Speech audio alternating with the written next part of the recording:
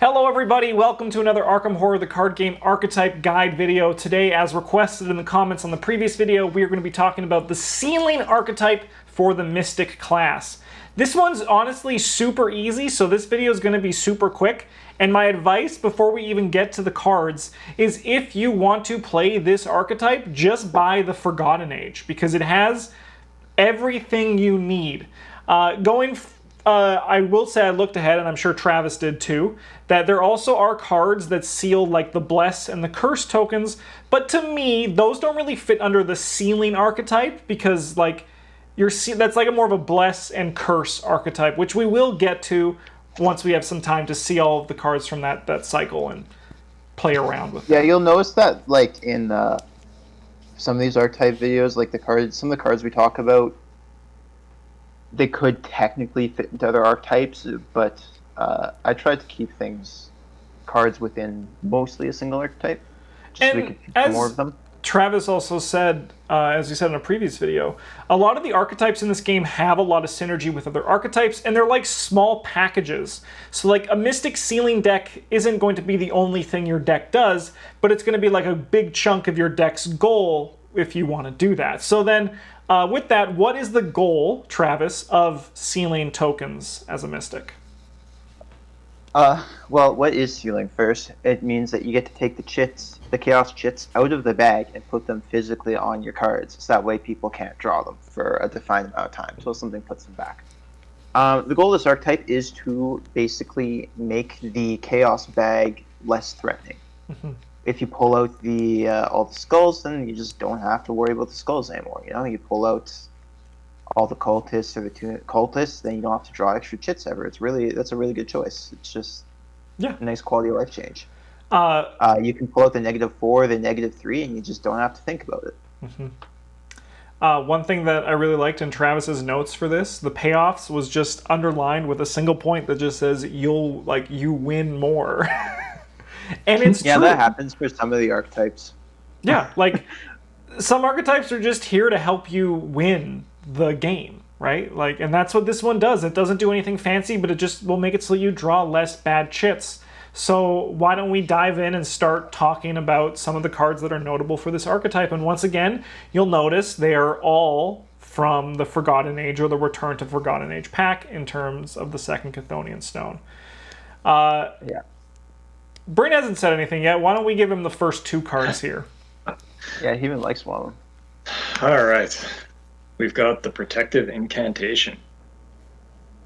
Obviously, group limit 2 copies, because if you could just seal every bad token in the bag, why are you playing the game? Mm-hmm. Can you just roll around 3 Mystics? You got six chits sealed, like 7 left in the bag. You're like, oh, baby. Yeah, you just get to pick a token in the bag that is not the Tentacle token and seal it here. You could seal the Bless token on here, but maybe don't do that. Bring it's an Elder Sign token, not a Bless token. Those are a real thing now. Whatever. At the end of your turn, you got to pay 1 money or discard it. It's you just pick a tough token, and you're like, not today, Satan. Yep. In Travis's deck list at the end of this video, he has a great use in terms of what his investigator can do to ensure that they can continue to pay for Protective Incantation, which we'll get to at the end of the video. I can't wait to see it. Then we got the Crystalline Elder Sign, where you have to seal the +1 or the Elder Sign token, and you get +1 to all your skills. That's sweet. Sometimes your teammates get upset about this, but that means they're little babies. Yeah. Well, I mean, if you seal, unless you're doing a griefing run, you seal the +1 because no one should be making it you shouldn't be trying to make a test where you only succeed on a +1. That's the +1's basically 0. Yeah. Yeah. So you are removing an easy pass from the game, but it's also like you are drawing it in addition to every token that you draw. Yeah, which is pretty sick. Yeah, so higher player counts, it gets worse. Lower player counts, gets better. Mm-hmm. We then got the Chthonian Stones, level 0 and level 3. They both seal either a skull, a cultist, a tablet, or a squid. The difference is that I'll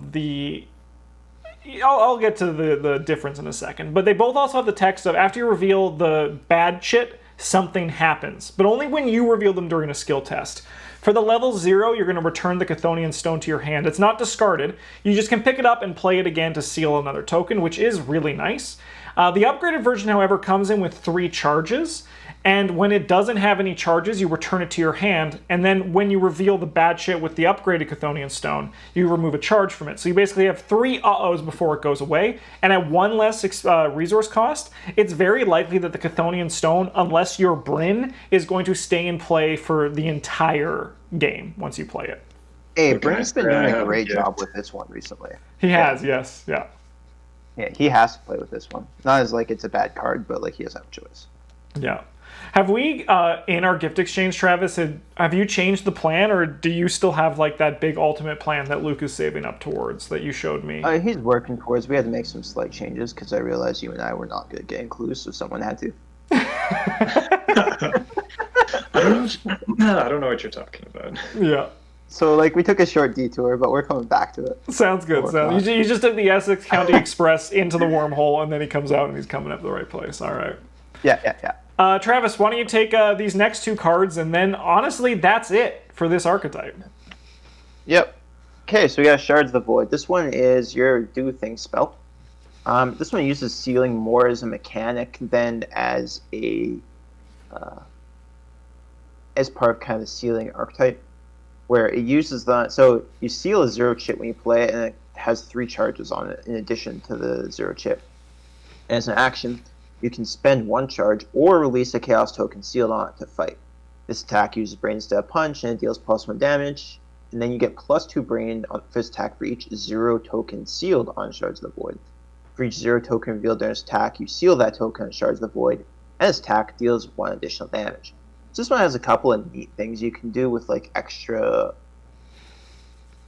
This one, well, technically part of the sealing archetype, I think really shines more in a Chaos Bag manipulation deck, where you can use cards like Jacqueline Fine and Olive McBride to eat up a bunch of 0 chits to deal a bunch of extra damage, and then you just put them back into the bag to shoot more. But it is like just a pretty solid combat spell, and for a long time this was the your Shriveling copy number 3. Yeah. And then the last one is the Big Daddy and the really cool one. This one costs 4 money and 5 experience, and it commits for symbols that don't really matter, and it takes up 1 arcane slot, and you seal the auto fail. Wow. Nobody just loses their task. Wow. It's got 7 charges on it, and if it has no charges, or if it leaves play, you remove it from the game. So you can't just recycle it endlessly, which kind of sucks, but whatever. But after a obviously non-auto fail symbol token is revealed during any skill test, you remove 1 charge from seal to 7th sign. This one's like kind of your end game. You plop into play, and then your team just gets to do things, and you don't get randomly screwed by the game. Yeah. It's a really good feeling. This one is particularly important to the archetype because as you're removing other chits from the bag, most of them, actually I think any of them can remove the auto-fail. Then there's less chits in the bag, and you're more likely to draw the auto-fail. Yes. And this just completely eliminates that issue.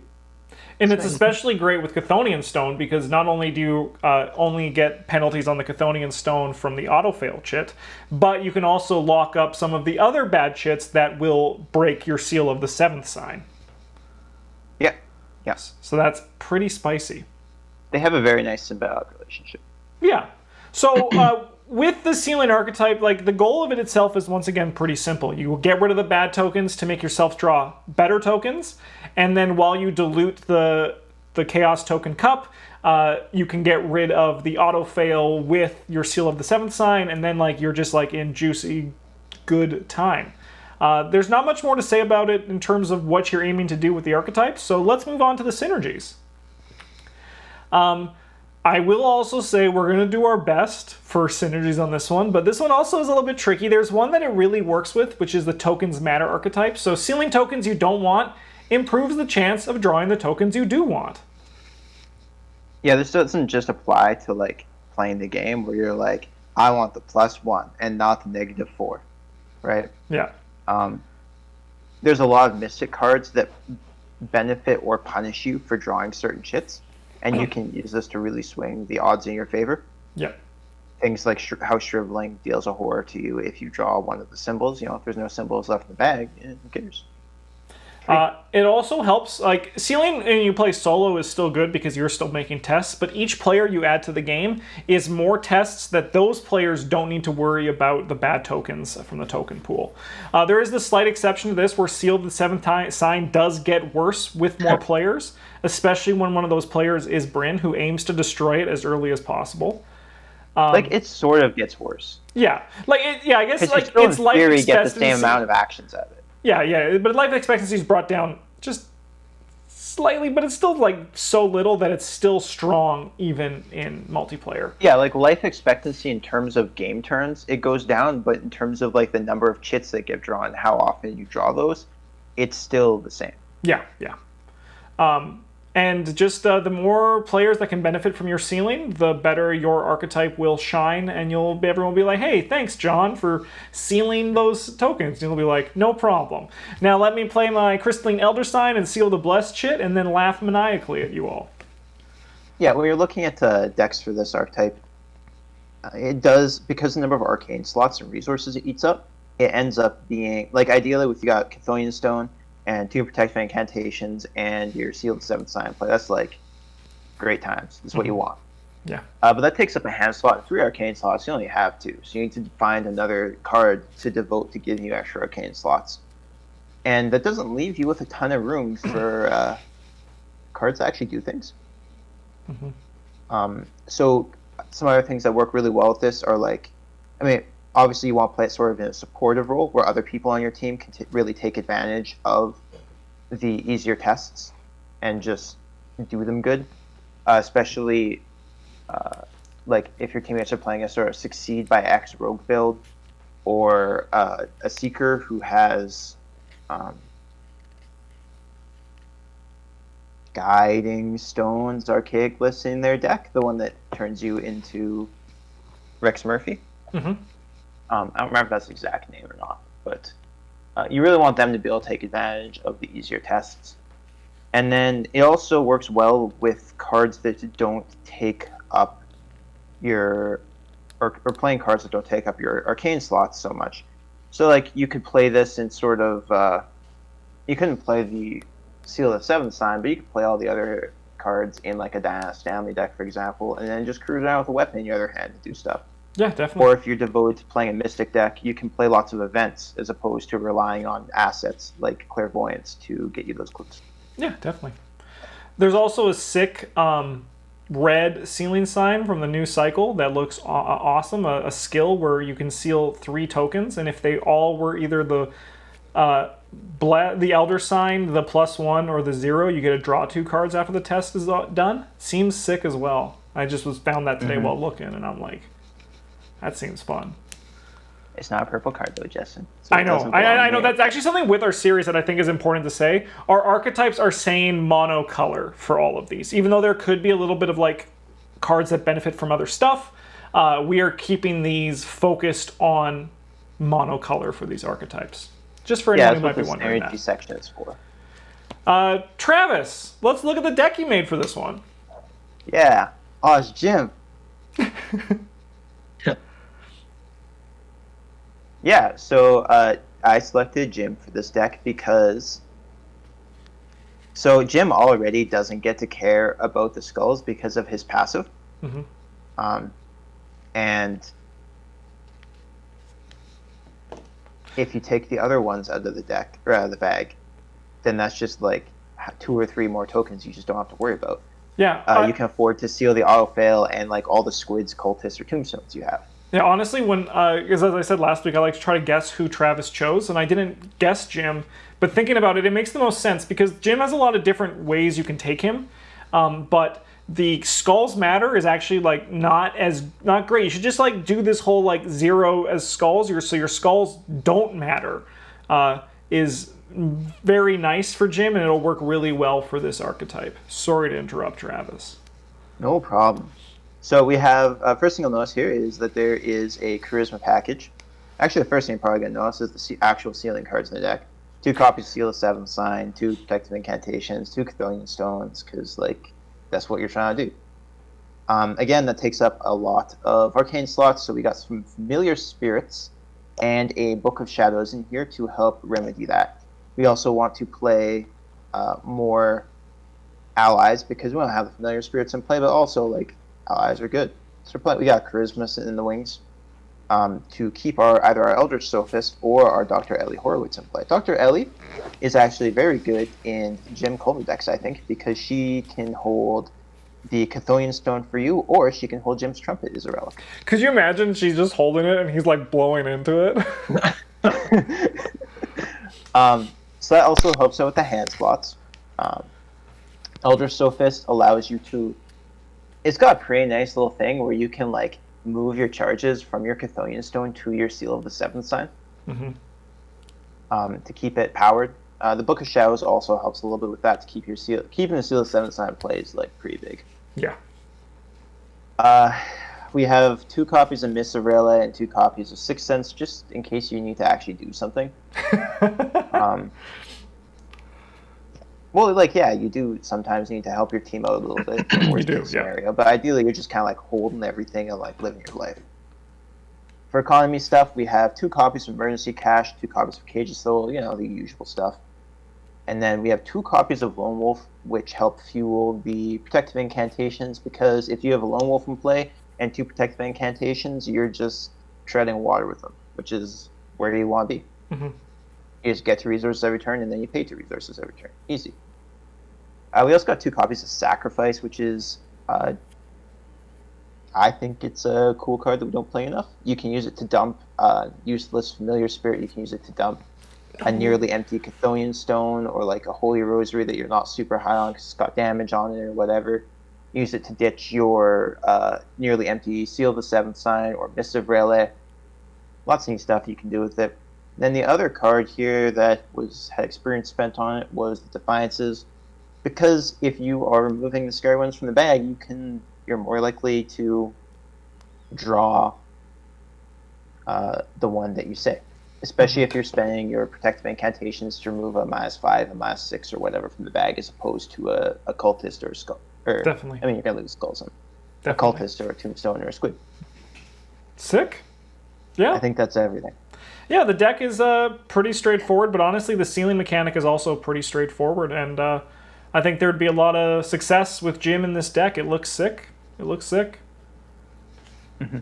All right. Well, that's it for this Archetype video. Check back next week for another one. As you can always let me know in the comments of what archetypes you want to see. I do factor those into my decision. Next week, Bryn, we're finally in the Rogue. We're going to be doing a Rogue deck. It's either going to be big money or succeed by X. So get ready for that next week. I've read your comments, but keep them coming. Thanks for all the support on this series so far. We really appreciate it, and we like making these videos for you. And I think that's it. If you're not subscribed, subscribe to this channel. As you can see, that this is just like, it's just in my head. I actually don't even know what I'm saying right now. Just words are coming out. Just saying stuff. Yeah, it's just there's like a little monkey in my head pressing one of the tape recorders, and then halfway through he's like, you know what, I'll just put that tape in again and we'll go again. Thanks for watching this, everybody. Have a good one, and as always, GG's.